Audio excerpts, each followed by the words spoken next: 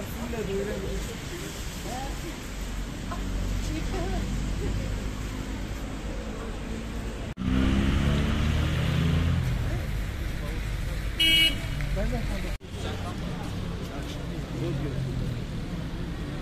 Kars Barosu olarak geçen hafta basın aracıyla kamuoyuna yansıtmış olduğumuz üzere biz 14 Mayıs 2023 tarihinde ülkemizde gerçekleşecek Cumhurbaşkanlığı ve 28. dönem milletvekili genel seçimlerinin ilimizde şeffaf, güven içerisinde gerçekleşmesi açısından ilk kez tarihimizde seçim komisyonu kurulmasına karar verdik.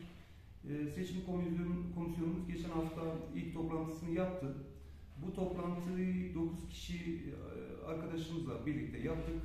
Toplantıdan sonra 2 tane arkadaşımızı seçim konusunda eğitim almaları açısından Türkiye Barolar Birliği bünyesinde oluşturulan seçim komisyonuna gönderdik. Bu 2 arkadaşımız bugün döndüler Ankara'dan. Önümüzdeki hafta bir toplantımızı daha yapacağız.